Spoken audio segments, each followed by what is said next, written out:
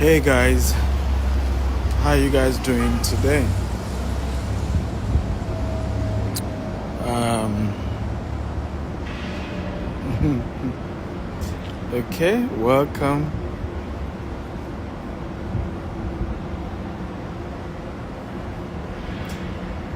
Tell me your name.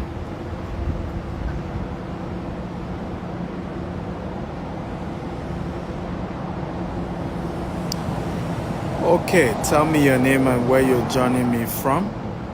So today we're going to be looking at a topic. I'm in LA, by the way. It's good to be in Los Angeles. And we're going to be looking at how real estate changed America and how real estate is going to change Africa if we take responsibility, right? So this part of downtown LA, and I'm in one of these hotels here. It has over 1,300 rooms. Very iconic building, 4 towers, very uniquely built. And when you look at the entertainment industry, of course, I'm sure every one of you know that Hollywood and LA are like 5 and 6, in terms of Los Angeles and the whole Hollywood and all of that, the entire movie industry. But whether it's healthcare in America, whether it's movies in America, whether it's technology in America, one common denominator that you see in the whole of America is real estate. Okay? Everything had to be built on massive real estate asset. Okay? And for me, this is how success is bartered. This is how wealth is created. And if you're serious about building wealth anywhere in the world, that's what you want, right? Investing heavily in real estate and understanding how the real estate sector works. But tell me your name and the city you're joining me from before I get too deep into my conversation today, okay? Your name and where you're joining me from. Because my angle of conversation, I really wanted to go to that dimension of come on now I know I'm in LA. It's loud. Melvis, how are you today? Say good days. Melvis from San Francisco. Hey Melvis, thank you for helping out. Melvis was with me in San Francisco. He dropped me at the airport on my way to LA. I have Da Silva from Brazil. How are you, Da Silva? Thank you for joining. Who else is here? I have Bright from Nigeria. Bright, welcome. Oladipupo from UAE. How are you doing today? Isaac from Port Harcourt. You're welcome. You're welcome. Easy from Oshogbo, Nigeria. Welcome. David from Benin City. Oyinda Mola from Ibadan. You're welcome, and it's good to have you guys here, and thank you for joining today's conversation. So I would like today's conversation to be very interactive. I'd like you to comment when I want you to comment. I'd like you to share the videos and invite a lot of people to join us in this conversation. How real estate changed America, and it will change Africa if we take responsibility. The first thing I'm going to say here is how...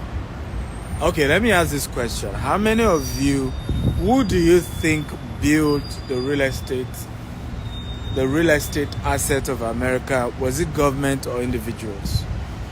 Okay, so I'd like you guys to type. Who do you think builds the real estate assets or the real estate infrastructure in America? Was it government or individuals? Come on, everybody, I want to answer. Remember, I told you, today's conversation will be very, very interactive. I want you to engage. I want to hear your point, and I give my point as well. So, your time starts now. Okay. So, who built the real estate infrastructure in America? Right? Was it government or was it individuals? Okay, so Poetade says individuals, Isaac said government, Showanuku said government, Easy say individual, Bright Home says individual, Mole says individual, Ashan Su says government. Okay, the answer, drum rolling. You see, LA is LA, it's loud. Los Angeles is loud. The only place I know this loud is Lagos, Nigeria. Los Angeles is loud. I've seen all manner of drama on the road here. But back to the conversation. The answer to that question is individuals, right? So I'll ask you a simple question. A simple question, because this one even has enough data. Okay? And I'm going to refer you to where you're going to confirm that. The rail network in America, the rail line, when they were building it, was it individual that built the rail track? Because it was the rail line that started the Industrial Revolution in America, the trains. Okay? Was it individuals that were behind the trains, the rail line, or was it government? Okay? I want to hear your opinion on this. Come on, guys, I'm waiting. Was it 8 individuals behind the train in America? Because that was very instrumental in building the America you see today. The Industrial Revolution was relied on the rail structure, from petrol, who used to be kerosene actually in those days. Kerosene was the first fuel they had in America. John D. Rockefeller was a major seller, right? To move those fuel so that they had so-called electricity, not even electricity, but they had lights. Okay? For them to have light across America, John D. Rockefeller had to use the train to move those cargoes of kerosene that individual households were using, right? So virtually everything, rode on the back. I'm recommending a movie for you guys called The Men Who Built America. Can everybody type it for me? The Men Who Built America. Come on, everybody type it. The Men Who Built America. So that's the assignment I'm giving you. Go watch that movie. It will give you a very good understanding of how, the likes of J.P. Morgan, John D. Rockefeller, the like of Vanderbilt, the likes of, a lot of these guys, right? Where, Henry Ford, Thomas Edison, right? How these guys were instrumental in building America. They were individuals. They were not government. It was after these guys that I've given you their names had built the American empire. They've made so much money. They were even bigger than government at some point. For example, John D. Rockefeller was the first American billionaire. was richer than the government of the US, right? When the government realized that, look, what these guys are getting so powerful, the government then started investing in breaking them down, okay? And, reducing the influence of these guys, breaking their companies into pieces.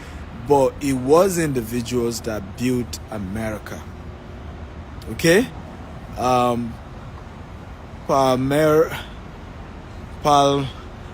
Eradini says, who says good things can't come out of Osu? Great Osu. I mean, yeah, great Osu. Thank you, my brother. Great things can come out of anywhere. But back to, are we learning, guys? If you're learning type, I'm learning. I'll be sure that this conversation is very helpful to you guys. Are you learning? If you're learning, kindly type, I'm learning. I'll be sure. And please invite people, get more people to join us in this conversation. Okay, so share this and get your friends in here. How real estate changed America and how it will change Africa if we take responsibility. That's the conversation we're having today.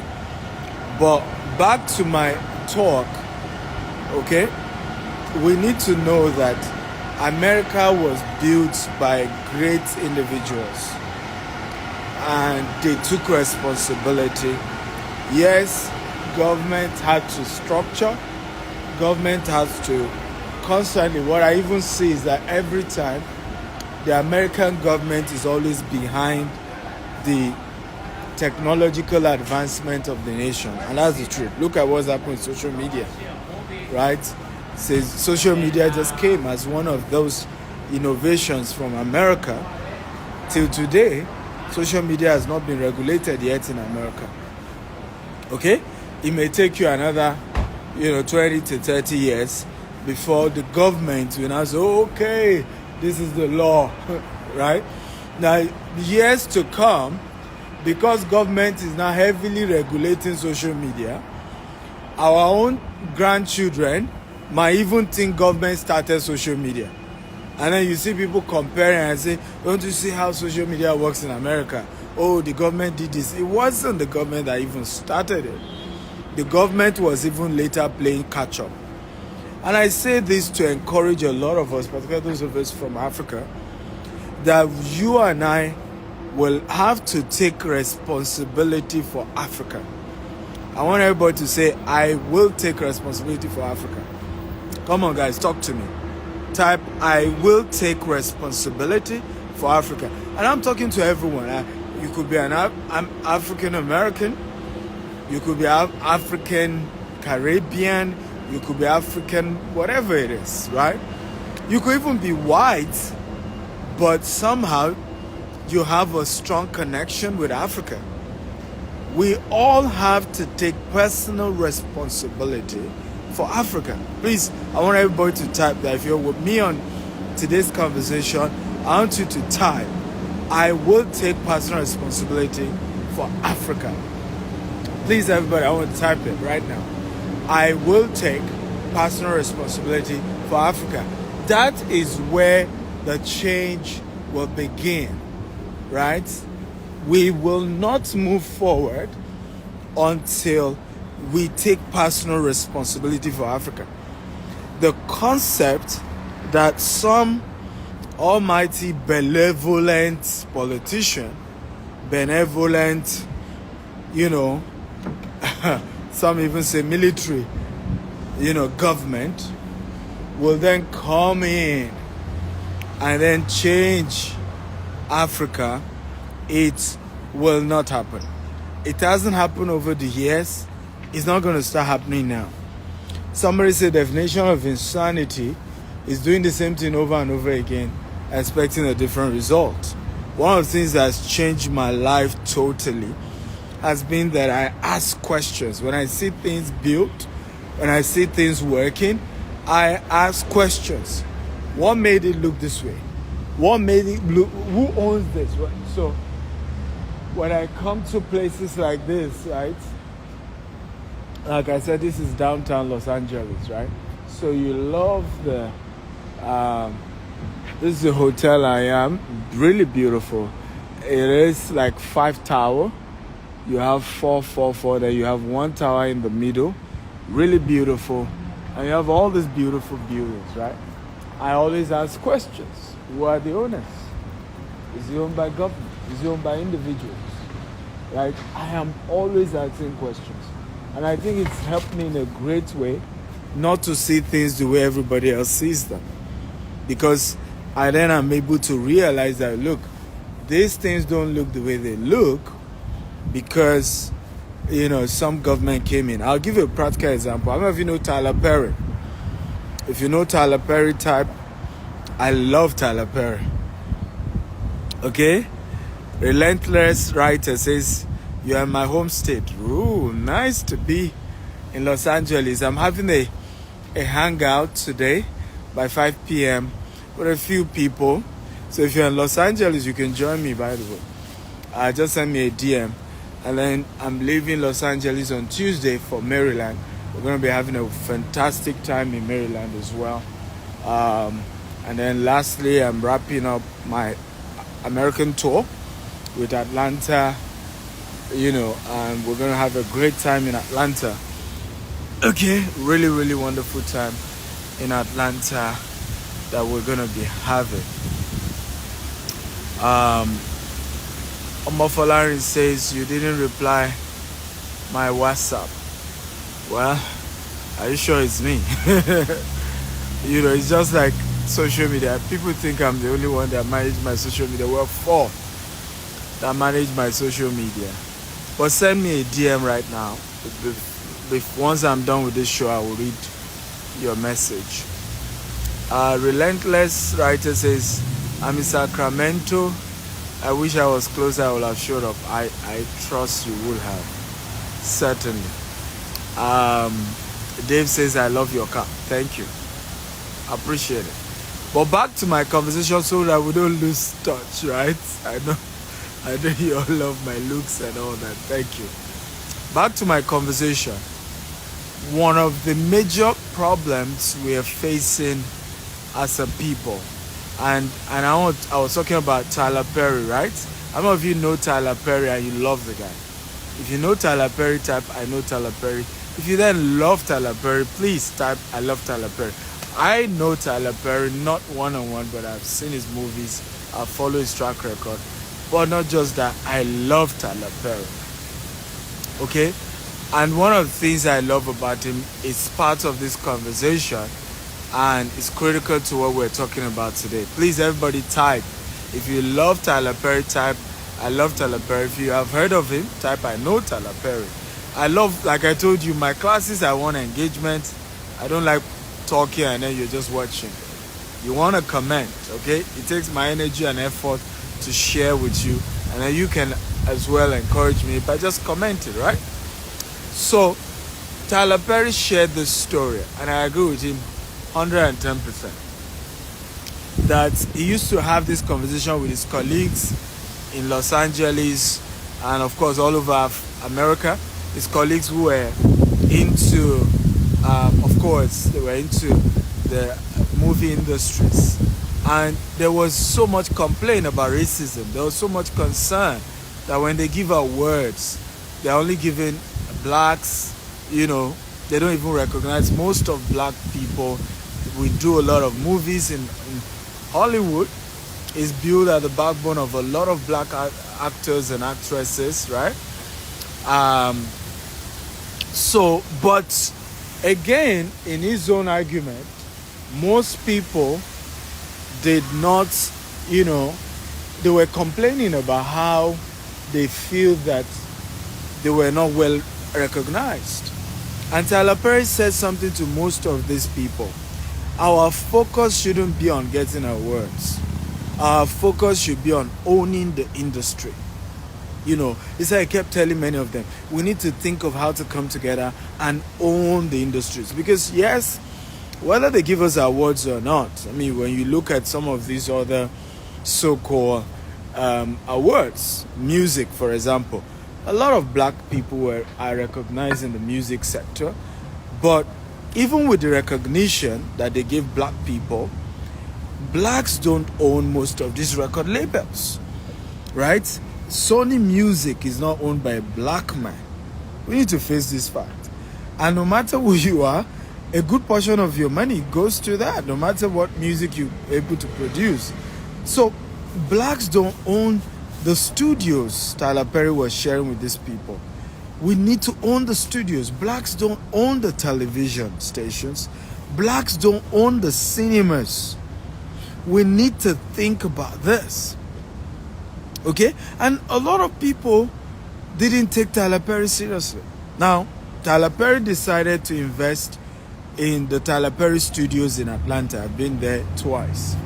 Beautiful, massive. In fact, bigger than HBO, Universal, like bigger than top two, put together. The part, of course, that I'm sure Tyler Perry will then work on, which of course in the next 20 years you will see him do that, is the franchise and the resort part. Because what they've also done, Disney, Universal Studios, is not just the studio, they've invested so much in the parks. So, you come in, last year myself and my wife, the kids, we went to Disney World, right?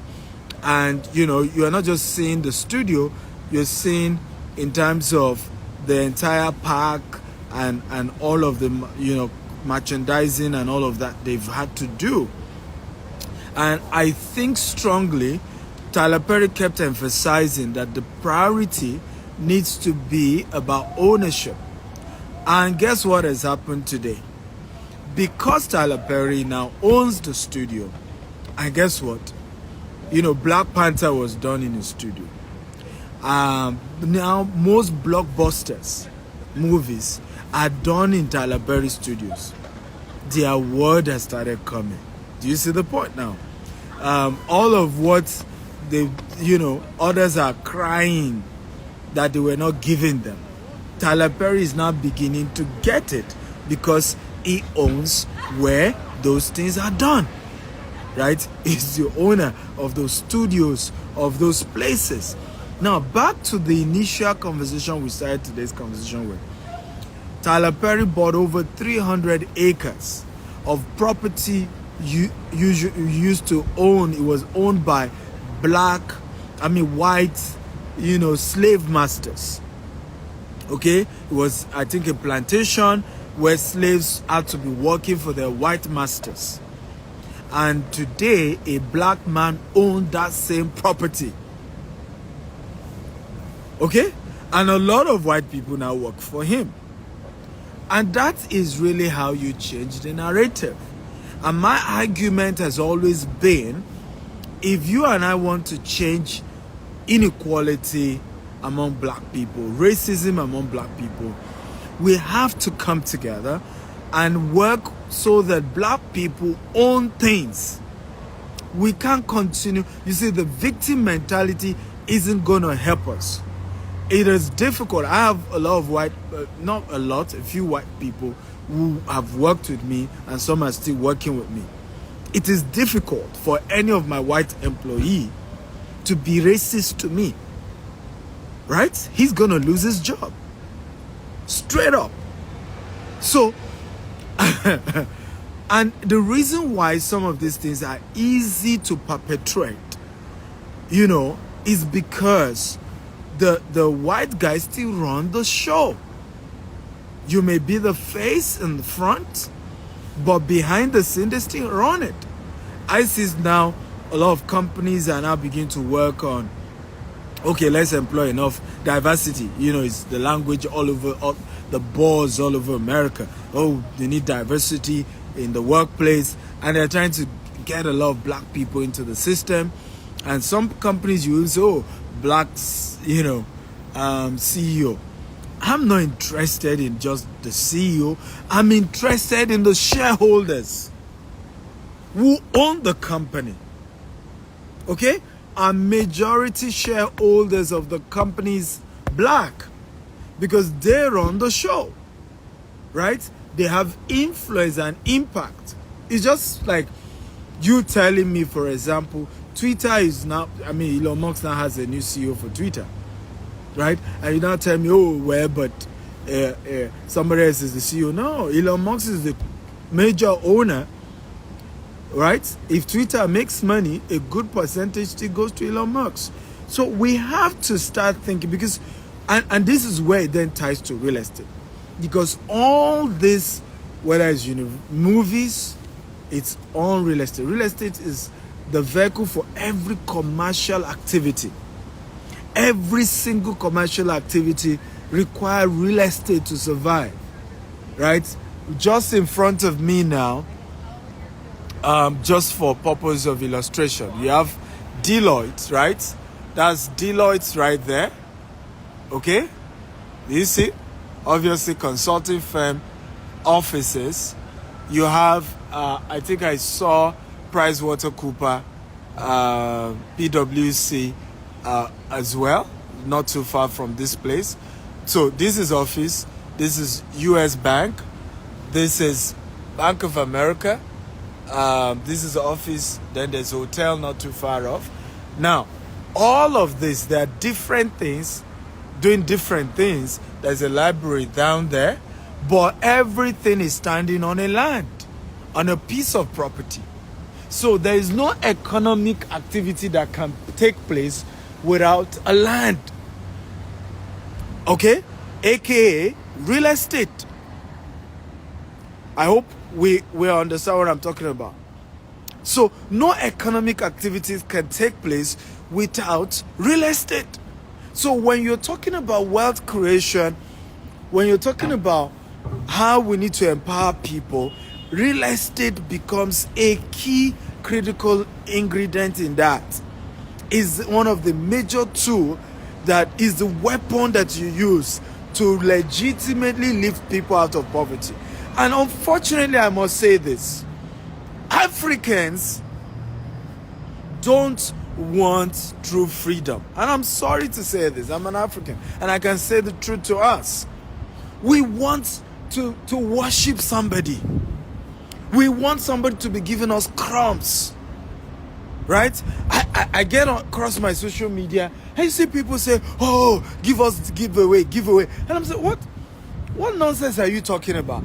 Every month we give $5,000 to support businesses. That is bigger than a giveaway. To come on a show and then give you a $10 phone voucher, right? Come on a show and then credit your account with $20. That is not the real impact. Unfortunately, Africans want to beg and somebody just, be the, show how powerful he or she is and just say, sprinkle me some blessing. It's the mindset that needs to be corrected.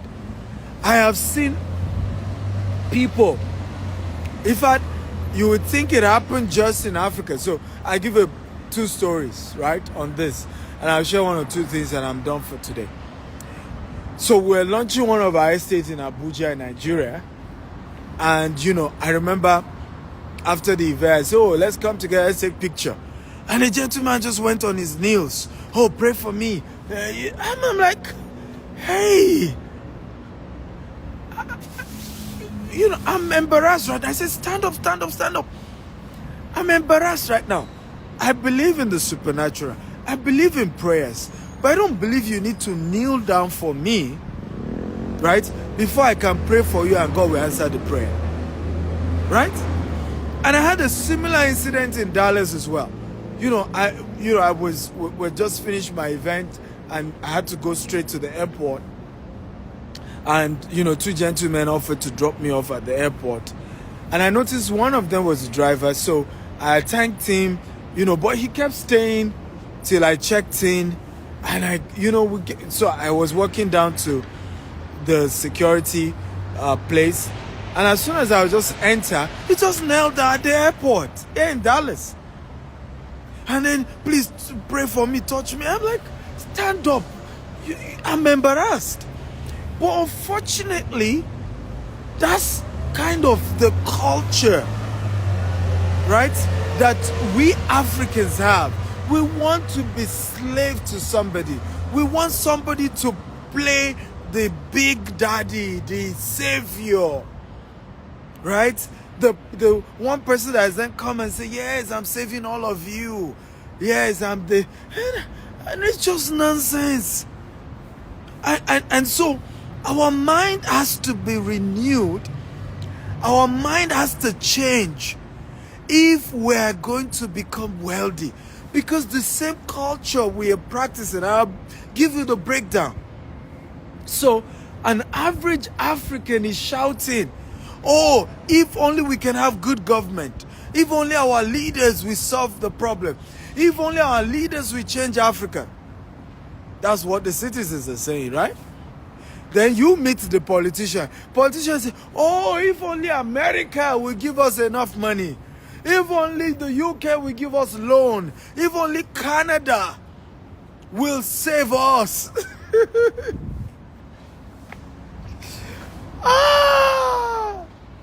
So, every one of us is pushing the blame to somebody else. And so, I go back to the beginning of this conversation. Who built America? Government or individuals? Who built America? Okay? Who built America? Today, America cannot have any conversation without talking about the middle class. Right? The middle class. The middle class. What really... Who created the middle class? Right? Unfortunately, a lot of people are not even aware of this dynamic. What created the American middle class? The American middle class came about because of Henry Ford, J.P. Morgan, John D. Rockefeller, Andrew Carnegie. These guys had employees running to hundreds of thousands. There were conversations about increasing minimum wage, right? And as soon as the minimum wage for these workers were increased, you then had a growing middle class in America. And because of this middle class, they were in turn doing business again with these same big companies as well. So the money kept circling back to the rich men who created the middle class in America.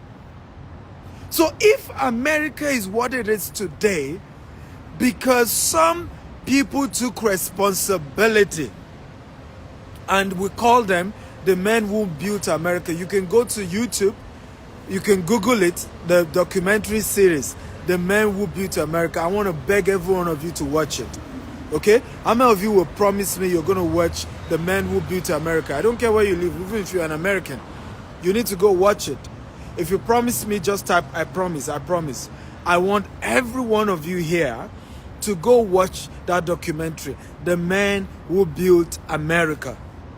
Because it's then going to give you the right perspective as to how you need to then position yourself, okay, for the changes that you desire. Whether it is here in America, whether it is back in Africa, wherever in the world that you desire change, you need to watch the story of the guys who made it happen first for America. And suddenly your mindset begins to change to say, oh, it was individuals. Because you're going to see how the individuals started it. How many of you know, for example, let me ask this question. I hope this will get you to be more curious to go and watch it. How many of you have heard of the Federal Reserve Bank of America? Okay? If you have heard of it, type I've heard of it. The Federal Reserve Bank of America. Okay? If you've heard of it, type I've heard of it. If you've not heard of it, just type I've not heard of it. The Federal Reserve Bank is an equivalent for, in Africa, we call them the central bank. Okay? In Africa, we call them the central bank. And when you go back,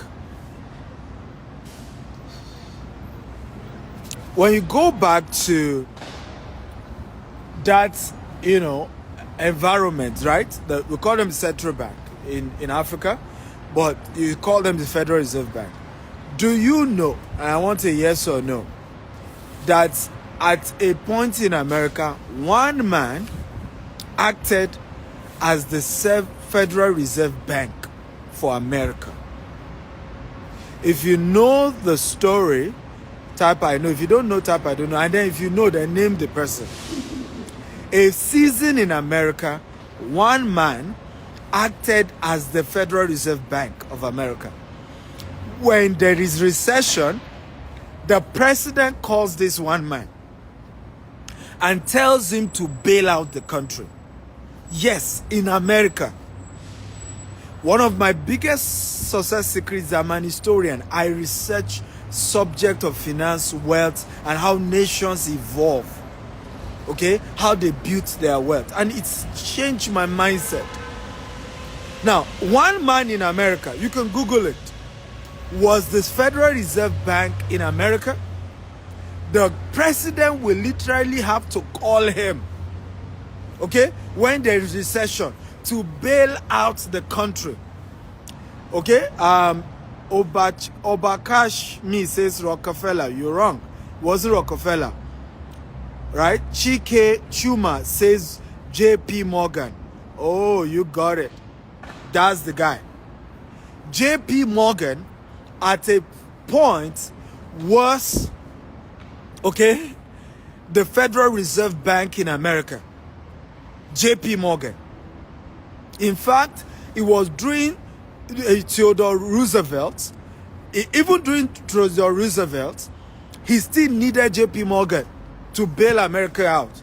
But he was the one who then, after that experience, because imagine you, the president, being at the mercy of one man called JP Morgan.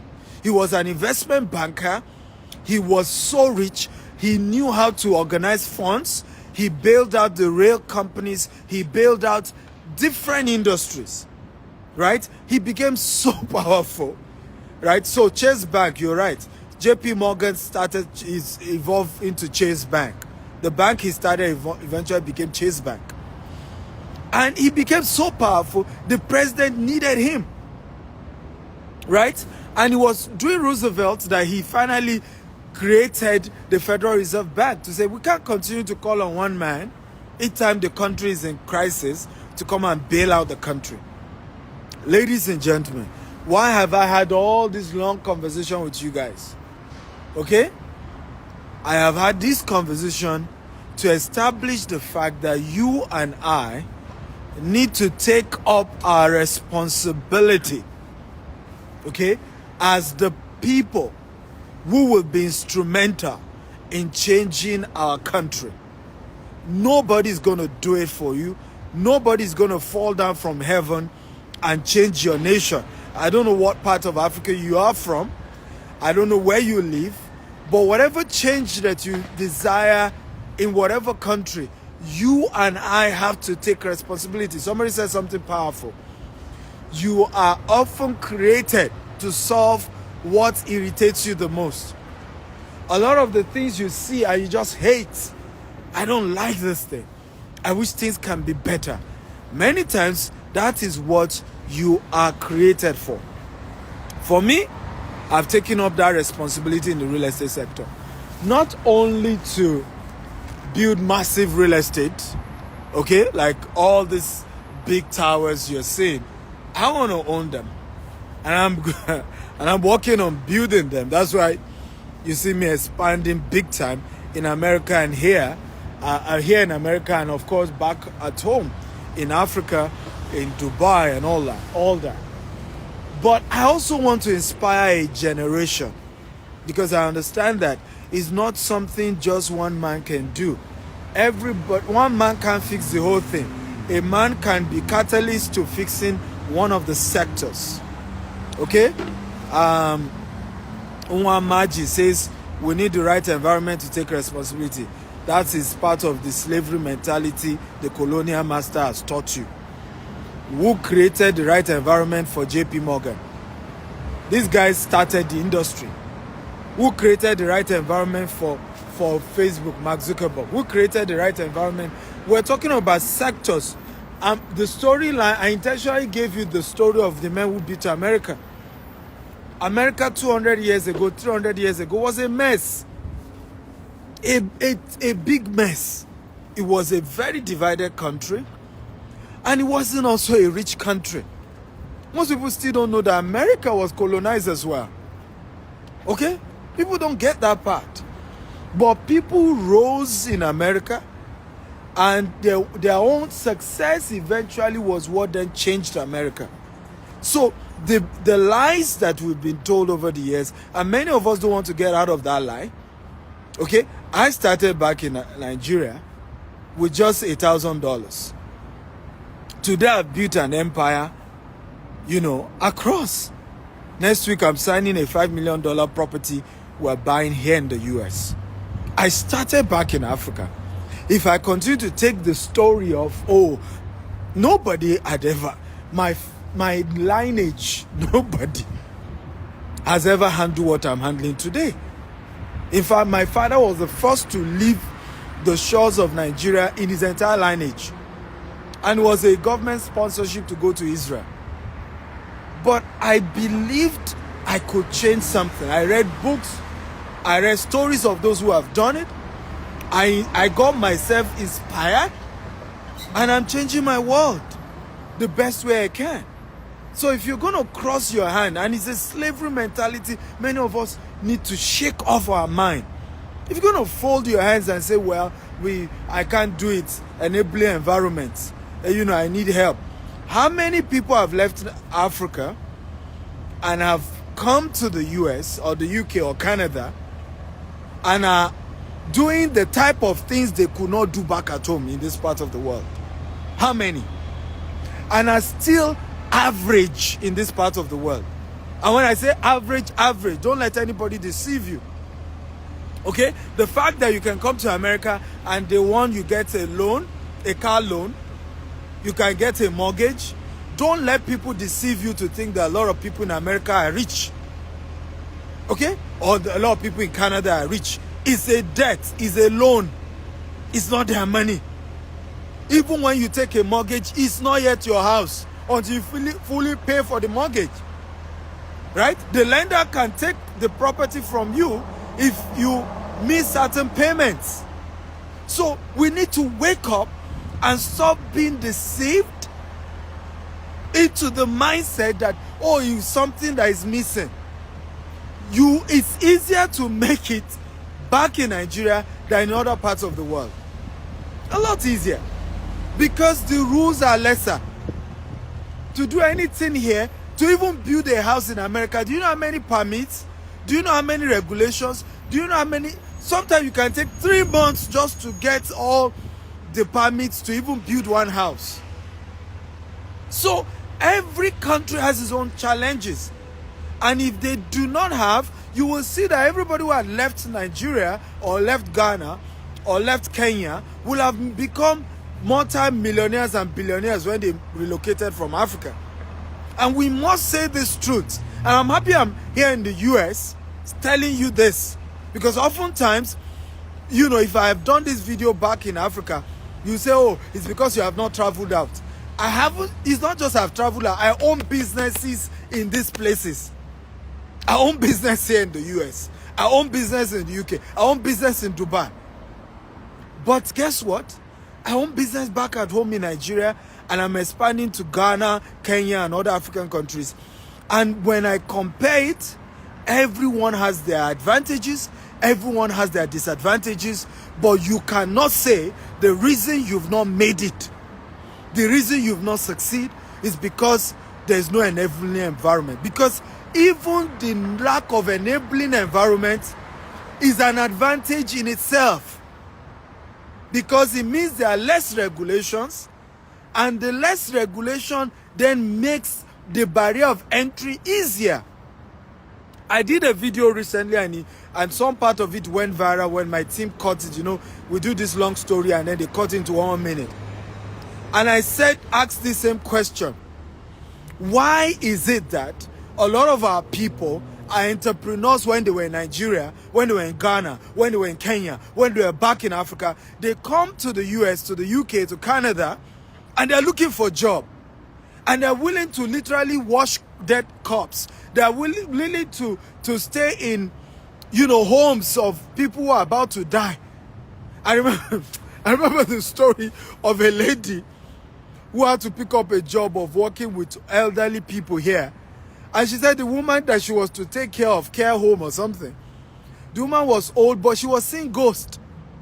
In fact, and she came to do her master's in the UK and then having to have this side job. She literally had to resign that job because she was dealing with a woman, a very elderly woman. Said, "Can't you see John? John, my husband, can't you see him?" She was seeing ghosts. And it was affecting the mental health of this particular lady who had moved to the UK to do her master's and needed to do a side job. So I asked the question, I said, why couldn't our people own businesses in those parts of the world? Do you know the reason? Right? The reason is simple. It's not as easy. That's the answer. It's not as easy. You know, of course, company registration is faster in this part of the world. You can register your company in 1 hour. But actually putting the structure to run a real business in this part of the world, it's not easy. That's why even majority of those who own businesses in developed world are running what we call self-employment. Right? They set up the phone system, is one-man show. Some maybe 2 person, the owner of the business and 1 secretary that maybe comes in twice a week or 3 times a week. Because it's really tough to employ people, pay salaries, pay rents, and pay all these bills. So it's even easier to start a business in Africa than it is to run a business in this part of the world. And that's why a lot of our people, when they come, they were entrepreneurs when they were back in Africa. When they come to this part of the world, they're just looking for a job, okay? And can't wait to get the next job and move on with their lives. Because when they analyze it, when you properly analyze it, it's not that easy to run a well-structured business here in America or in the UK or in the US or in Canada or other parts of the world. Have we learned something today, guys? If you learned something, type I learned something. Come on, talk to me, guys. Okay? If you learned something, type I learned something. So, very important that we need to begin to change our mindset. Okay? Change our mindset and begin to believe in ourselves, because nobody is going to believe in you but you. You are the one to believe in yourself. You are the one to see the potential and possibilities. You are the ones to begin to think and understand what is more important and what needs to be prioritized. Okay? You need to know that. Nobody else will know it for you. You have to sit down and say, what am I going to prioritize? I give a practical example. I want to do a real estate deal here in America. Right? Let's say the real estate deal is $5 million, right?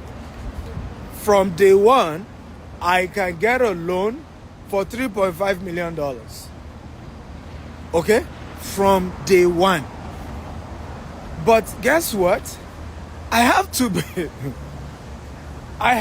work on myself to be bold enough to take a loan of $3.5 million to do a real estate deal. I hope this makes sense.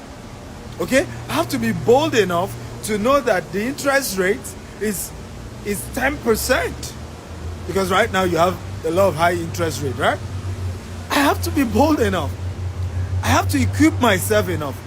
I have to build mentorship relationship, okay, that can support me all through that process. So, it's possible to make it anywhere in the world. I'm a proof of that. But you have to believe in you. And you have to know what matters the most.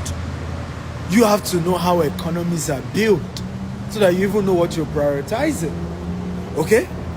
And one of the things that builds any economy is the real estate sector. Because every economic activity needs to stand on real estate. So you have to begin to think, how do I may be a tech person. I went to Facebook, Google campus, and I showed you guys, and you can see how massive their campuses are. The massive real estate investment, right? And the reason why I'm showing you all of this is so that you then understand that the backbone, what must be the backbone of your business must be real estate.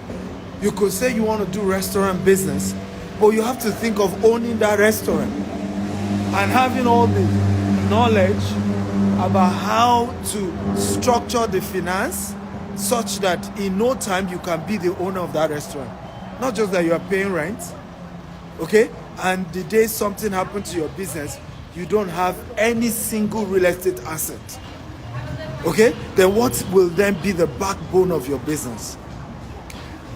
Come on, guys, talk to me. Did you learn something good today? If you're happy about what you learned, please type "I'm happy." I want us to wrap up with this, and I want everybody to type it here. I will take personal responsibility for real estate, my real estate assets. Come on, everybody, I want to type it. I will take personal responsibility for my own real estate assets. I want everybody to type it. Because you have to. There are two things I will ask you to type. The first one, I will take personal responsibility for my real estate asset, because you have to. Nobody else will. Well, you have to sit down and begin to think of how to build your own real estate portfolio and how to build assets and wealth in the real estate sector anywhere you are in the world and anywhere you desire in the world. Right? I'm not even particular about where. I'm particular about you just doing it. Okay? That's the starting point. It's when you start, then we can then begin to think of, best locations or not. But you need to start first. Start by taking responsibility for your real estate asset. The last point I want you to type, I vow to take responsibility for the real estate development in my country. Because I'm aware some of you watching me, you might not be from Africa, okay, or from Nigeria, or from, so whatever country, El Salvador, Venezuela, Hispanic, whatever, I want you to type it. I vow to take personal responsibility for real estate development in my country. That's one of the things I am doing. Okay, I've taken personal responsibility to building 200 estates across Africa between now and the year 2035, with 25,000 green and smart home, golf courses, polo club, and it's going to be, the last estimate we did was going to cost $20 billion to do that. We already have 30 estates at the moment, and we're adding more to it. So I'm not challenging you to do what I've not done. I myself am on that journey. I've started buying estates, land everywhere. But I didn't stop there as well. I of course, right now I'm diversifying heavily. So I'm not just doing real estate back in my country. I'm doing it globally. But at least I started with my country as well.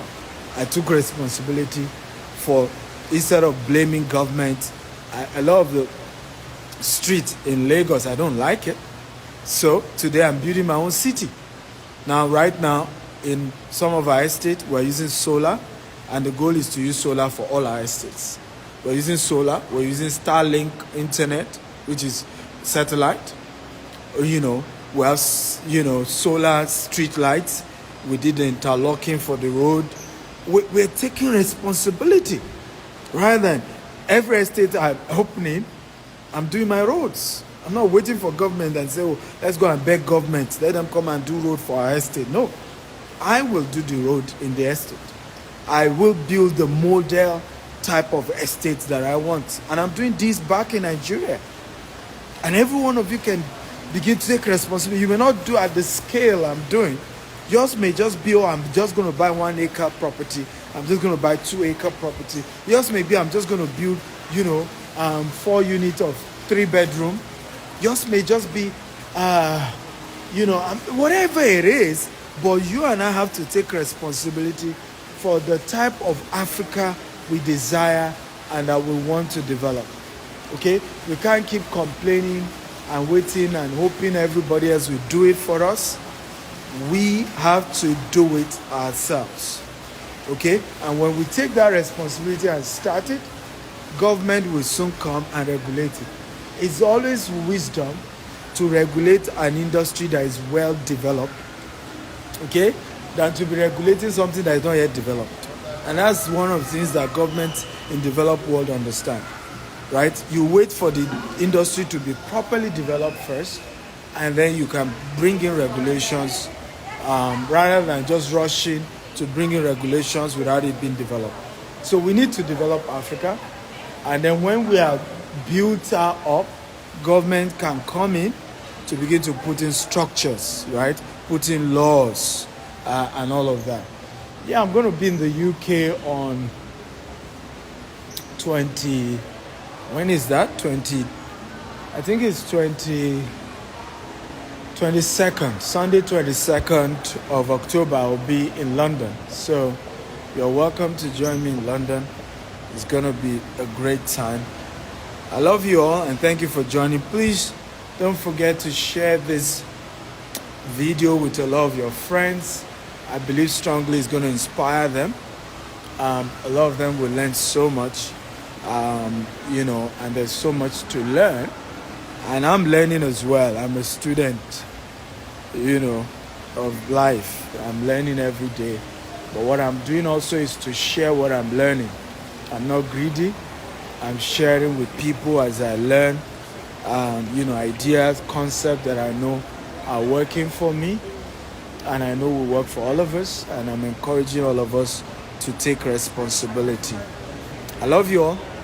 God bless you. Happy Sunday. Don't forget, share and get more people to watch this video, okay? My YouTube handle is Dr. S. Akintayo. You can go there. There's tons and tons of content there. Dr. S. Akintayo. My TikTok as well, Dr. S. Akintayo. There's so much content there. That's DRSAKINTAYO. So much beautiful content there. So go there. You'll learn more. Love you all. Have a wonderful. By the way, if you're in Maryland, in the US, send me a DM.